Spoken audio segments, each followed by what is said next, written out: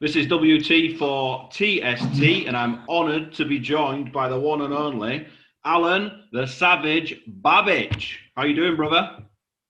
Yes, brother. Let's go.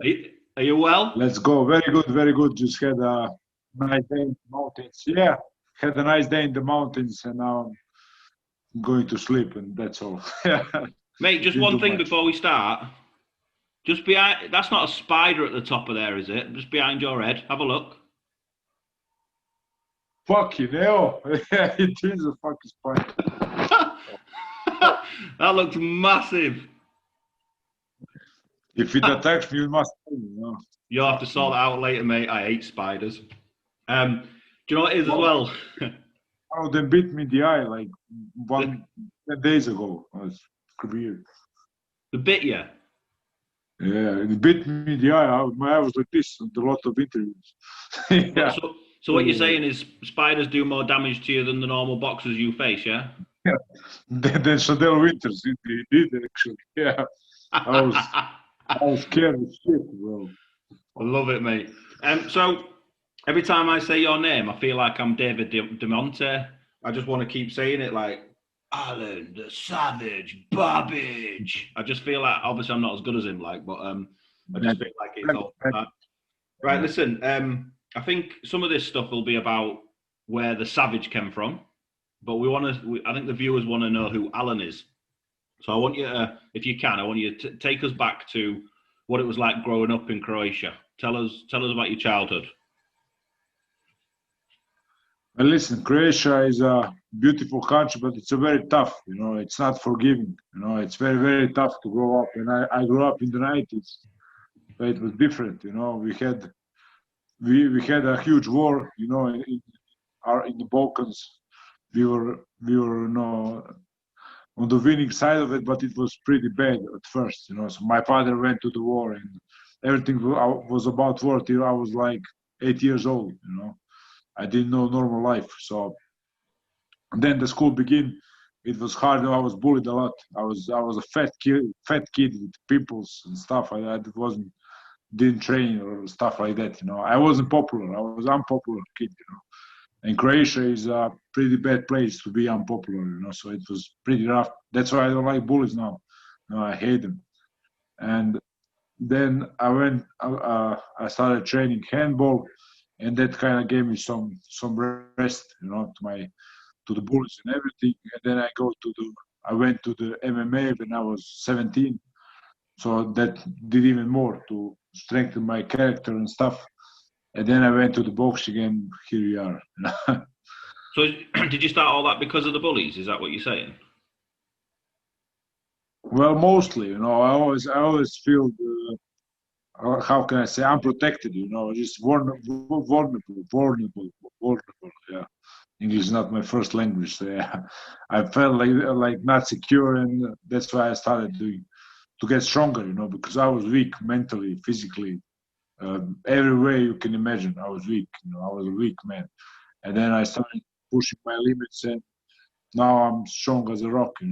Because that kind of life teaches you a lot. I'm not sure I'd want to be bullying someone like you, mate. To be fair, what Yeah, I made would never be doing it. well, what changed? What changed for you to be? Well, you talked about being mentally weak. What was the trigger point that made you change that? But listen, it was really a do or die situation. Not literally die, but it was do something or become nobody, because I didn't have nothing growing up. I was raised by my mother, who gave me only love. A little bunch of love, but that's the only thing I got. That we didn't have any money, we didn't have any future. I could be a waiter at best. And I don't know how to fucking carry those things. And I was shitty at being waiter. And I was born in a small town, coastal town in Croatia, so there is not much to do there. Just season kind of town. Summer town. So I don't know. It was really just a do or die for me. Just go and do something, or fucking be miserable whole life. And You I happy choose now? the right path, the heavier path. You Yeah, I'm happy so now? happy, Yeah. bro. I'm living the dream. This past 10 days was just a dream to me. dream, brother, dream. I can't even express it. You know? What fight Everything I camp? ever wanted, I already did. You mean fight camp Yeah, or fight team? camp and after fight camp. Yeah, and after fight camp, you know. The people, you know, I have the people, the whole country is behind me. It rallied behind me, you know. Really, they love me more than they love Hrgovic, and he won Olympic medal. You know, he's like a, you know, this awesome guy, and I was not an awesome guy. I was a fucking underdog, you know. So I just living the dream every day, every hour. Everyone loves, well, everyone loves an underdog, but let me tell you, England love underdogs, mate. I've heard you talk before about Hergovic and your hate for him. So we probably won't go too much into that today. We'll No, save that for, I don't want to talk about it. we'll save that for another day because this is about you rather than him. So when you talks about fight camp, then, so I mean, going from like you saying you're underdog to you're questioning your self worth at times to go into an environment, I guess, like fight camp. What was that like, where you were locked up for however many hours a day or whatever before you got tested? No, it's all good because they asked me, "What do you think about no fans?" I fought my whole life with no fans. You know, it's like home for me. It's gonna be bad for Shandel because he's from America, he's from US, so there's a lot more fans there than in Croatia. You know, like I said, Croatia is a tough country, and I fought my heart out on every single amateur match. But there were like 4 people in the audience, like every time. Nobody cares that much about amateur boxing here, you know. So yeah, I'm used to it. I'm used to it. Being locked up was nothing for me. My whole life, I was at home, you know, scared and stuff. So it was nothing new to me, and I can really rely on that. My life experience, it's always gonna carry me, you know, because everything from this point, from the point of 1 year when I met Dillian, from that point on, everything is just a bonus for me, you know. If I lose by a terrible knockout, I'm just gonna go back to being Alen. The Savage is gonna lose. I made a whole different person inside of me, you know. And I'm just gonna okay, Savage didn't make it. Alan is gonna be back. I always had girlfriends, nice relationships, you know. I enjoyed life. So everything this Savage does, it's a big bonus for me, you know. I've heard you say a few times when you you said if you get knocked out or if you lose on points, you quit in boxing. Do you mean that? And listen, if I lose to Kennedy or Chandel Witters, I would quit boxing because I didn't come into this game to be another fighter who's gonna be, I don't know, 6-4 and stuff. I would never be that. Never, never. I would rather lose. I would rather leave boxing. But if I lose to somebody of high caliber, you know, some world class boxing, a tough fight, of course, I'm not gonna leave boxing. But as long as the fans like to see me, I'm gonna box. When the fans stop supporting me, and the sport has been unreal, when they stop doing that, I'm not gonna box no more because I'm gonna get hurt. You know, I don't have it in me. I fight with the will of my people. You know, I fight of the energy of you guys who are watching me. You know, I really believe in that stuff. I believe in energy and all of that. So if I lose that, there's no sense of just beating each other up for money. I can do so much stuff. You know. You could be a waiter, you said, didn't you? No, I couldn't be there. I'm a shit at waiting. I'm just I joking. respect that job. I respect that job, but I'm so shit at it. You know? Oh, definitely. I break more stuff than I break more stuff than I can carry. You know. Well, you were a bouncer as well, weren't you? You were bouncing before as well, weren't you? I think I saw something where you said you were bouncing in the morning and then you went to spar in the afternoon. Yeah, I was bouncing. I was a doorman for a whole night, and then I went to spar in the afternoon with Yeah. Hrgovic also. And that's my whole career was like that, you know.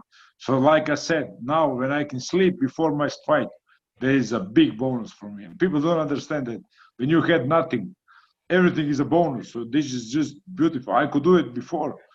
I did do it. I won like 80% of my fights, you know, right after the night shift. So now when you give me 10 days to sleep, I don't need nothing else. I don't need some special food, special training. Just give me sleep, you know, just give me sleep. Tell me where my opponent is, and that's it. I don't need nothing else. You know? Oh, Everything mate. else, like your photo session, interviews, like, that's all bonuses, you know. Oh, I that's like to brilliant. do it, but I don't really need them to fight. That's brilliant. Well, so listen, we're on Sunday night, so we are What, with minus 2 weeks from the fight with Kennedy, yeah? What do you know about him? Well, nothing really. I'm just checking the spider for. You're right, mate. Kennedy, I just listen. I think it was. I found out about him 2 days ago, and they just sent me his name. Dylan sent me his name. He said, "Is this good?" I said, "Of course. If you want me to knock him out, that's cool. You know, for me, it's cool." And I watched him fight like 15 seconds, and I didn't saw nothing. Nothing to be scared of. You know, not scared of. Nothing to respect in the fight. You know, I heard he's a very good man. He does a lot of charity work. He was a soldier or something, so I respect his life, but I don't respect him inside the ring because he didn't show nothing. You know, he has like, what was his record? 8 fights, and he's like 100 and something behind me. You know, I don't roll like that. You know, He's and I think this 101. is gonna be Well, biggest fight. according to BoxRec, he's What 101 he's what? and you're 71. According to Box. Yeah. So you know, So he's when I'm up to 10 fights, I want to fight the title. You know, I don't want to be, you know, like underdog in a fight against someone who's a 4-0. You know. Yeah, no, definitely, mate. So how's training then, or how's it going? Or he's climbing the mountain Well, this listen, morning? Is that I'm in. Yeah, of course. I'm in the training my whole life. I don't train especially for a fight. I'm still not that rich, so I can have camps. I don't have camps. I train every day, all year round. Whenever Dylan calls me, I'm ready as ever. He said, you know. So I don't take vacations. Where would I go, bro? I would just go to the gym. I'm at the gym most of my time. So I just train every day, like there's no fight or it doesn't matter to me. You know, I don't change anything because I don't like it. That's why I'm different. I do all of those types of stuff differently. You know? I don't train especially for a fighter. I train myself, and I'm gonna fight the same against everybody. Why would I prepare for them? You know, the kid's got a jab or something. I don't fucking care. Bro. I'm training my stuff. You know, you train your stuff. This is how it should be. Mate, fair play to you. So listen, before we come on to this today, a few of the followers had asked the questions. So they're a bit of a random questions that they want to ask you. Is that all right? I'll warn you. Yes. There's some weird ones. Let me warn you. So Dave G wants to know, what are your top 3 chocolate bars? Oh, chocolate bars. It's Nutella sticks. I like Nutella sticks. Yes. It's actually my first one is just plain chocolate with rice. You know, the big rice kind of chocolate. You know that we have it in Croatia a lot. I don't know if you have it. No, chocolate with rice, like big grains of rice with this. It's a weird chocolate. I think it's from Croatia. So that so we don't know. Nutella bars and third one I would say chocolate bar. I don't really eat Snickers or anything like that. Andy Ruiz, save them for him. Yeah, I wouldn't have third one. The third one is everything. So it was the first two and the everything. We'll go with 2, mate. That's fine. Taylor wants to know, which has been your favourite victory and why? Oh, it's Chandel Winters by far because he was the highest ranked guy, you know, and he did so much for me in my career by being knocked out by Savage. That's all. Yeah, I said it to him, you know, bro, you're forever part of my story, and I really do believe I'm gonna make my own beautiful story, and he is a part of it, and he's by far the greatest victory by now. Good stuff. Sam H wants to know, which of the top 3 heavyweights would you most like to fight? And by that he means Fury, AJ, or Wilder. Well, I would like to fight. I think Wilder. I would like to fight Wilder because he's big. He's tall and lengthy. I'm small and not that length. So it will be a beautiful fight. Like it used to be like styles make fights. And I think his styles makes a perfect fight. Like Muhammad Ali and Joe Frazier, like literally. So I would like to fight Wilder out of the 3 of them. But I would like to fight all, of course. I'm not gonna challenge fucking AJ or Fury. I'm not there yet, but of course I would like to fight them. Yeah, no, good stuff, mate. And the last one, this is a bit of a weird one. I'm not sure if you're into wrestling or not, but Tom wants to know if you could move across into WWE, who would you like your tag team partner to be? I would take the Undertaker because he's the only one I know. I know Undertaker and Rey Mysterio and John Cena. Oh, I'm like, John Cena, I know this stuff. I like this guy. Brock Lesnar, yeah, I know them all, bro. You Brock know a lot of them, Lesnar. mate. Good stuff, Yeah, bud. Listen, so that's probably it for today, mate. Just because I wanted to keep it short and sweet, get people to know Alan yes, rather than the of Savage course. as well. What anything for Thank you, you? brother. Anything you want to say to the fans or your sponsors? Well, I just want to say, fans, I love you from the bottom of my heart. UK fans are crazy. You killed my Instagram profile. You killed everything. You know, you're so good, and I really loved you. I want to perform for you. Next fight is gonna be chaos. You know, because I live in chaos. I don't live in like. I'm not like the how do you say. I don't clean up much. You know, I don't fucking care. You know, I just live in chaos. I don't watch about my training. I don't watch. I just had a beer. You know, I don't fucking care about nothing. I just wanna. I am living chaos, and when I'm in the ring, I'm gonna bring everybody into that state. I'm gonna drag them down deep, and then I'm gonna suffocate them. You know, You just been to I the wanna pub, do did you that. I say? wanna take their main control. You just Yeah, been I to the just been to the pub. pub? I'm ready. You know, so I just wanna.